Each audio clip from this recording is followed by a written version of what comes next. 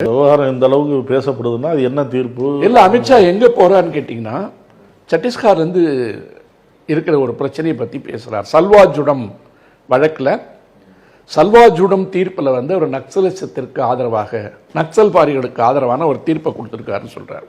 சல்வாஜூடம் என்கின்ற அமைப்பு என்பது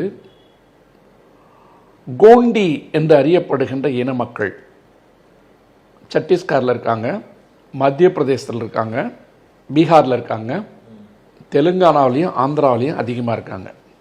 இந்த கோண்டி இன மக்கள் பேசுகின்ற கோண்டி மொழி இருக்கு பார்த்தீங்களா, அது திராவிட மொழி கூட்டத்தில் இருக்கின்ற ஒரு மொழி. அதாவது காடுகளினுடைய வளத்தை அழிப்பதற்காக, மலை வளத்தை அழிப்பதற்காக, கனிமங்களை திருடுவதற்காக காடுகளுக்குள்ளே போய் ரோடு போட போகிறாங்க தெலுங்கானாவிலையும் ஆந்திராவிலையும்.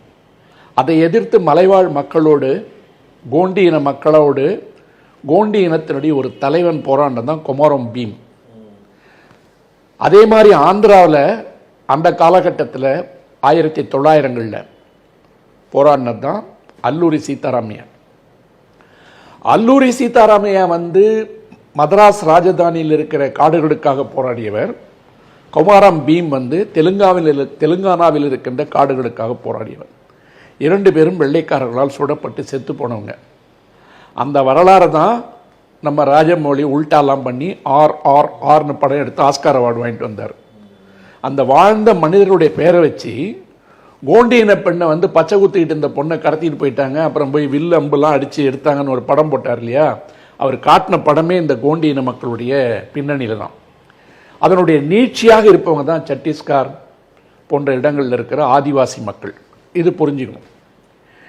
இந்த சல்வாஜுடம் அப்படின்றது நக்சல்கள் மாவோயிஸ்ட்டு நக்சல்கள்லாம் உள்ளே வருகின்ற பொழுது பிரிபடாத பீகார் மாநிலம் இருக்குது பார்த்தீங்களா, சத்தீஸ்கர் 2000 தான் பிரியுது. அதுக்கு முன்னாடி பஸ்தார், தண்டேவாட் என்று அழைக்கப்படுகின்ற மலை சார்ந்த காடு சார்ந்த பகுதிகளில் இந்த கோண்டி இன மக்கள் வாழ்கிறாங்க.